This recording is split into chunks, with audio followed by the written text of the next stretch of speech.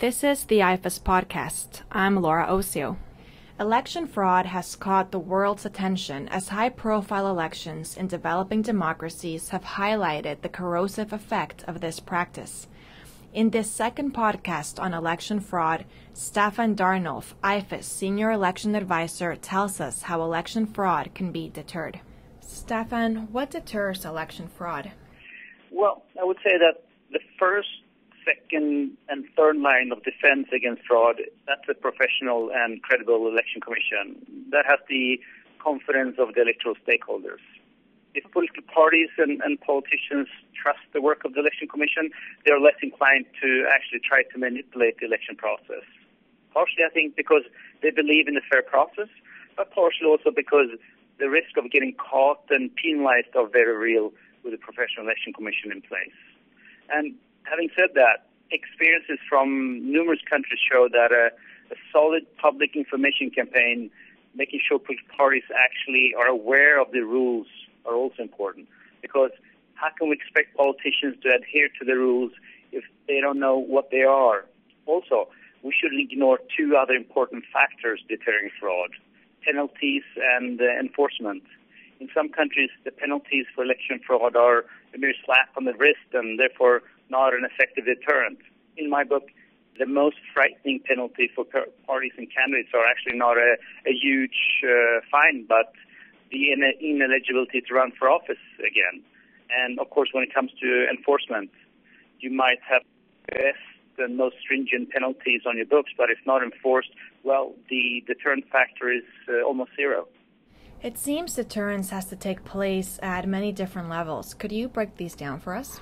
Well, it's important that the election authority is proactive and identify distortions to the electoral process and come up with remedies. Still, to be cognizant that the election commission can only do so much because they're confined by the laws of the land and the mandate that they have. But the burden of deterring, detecting, and mitigating election fraud cannot be put at the feet of the election commission alone. If the legislator is not willing to amend the laws and thereby close the loopholes and tighten up the penalties, if the prosecuting authorities are reluctant to take on prominent politicians and political parties, and if law enforcement agencies are not prioritizing electoral fraud, well, then even the best election commission in the world would be unable to effectively deter electoral fraud.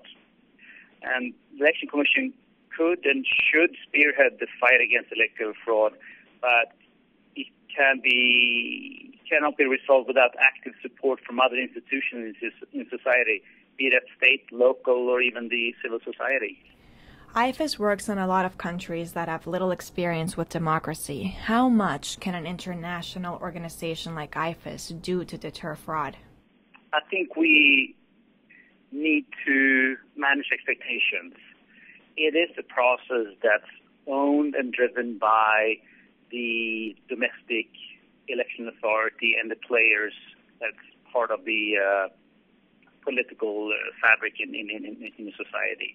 Having said that, if players like IFES or advisors coming from the UN or the EU are given the access and the ear of commissioners and other stakeholders, we can actually make a significant impact. We've shown that in a number of countries we have worked, and that's why we continue to do it, because it is, on a personal level, extremely rewarding to see that you can make a difference.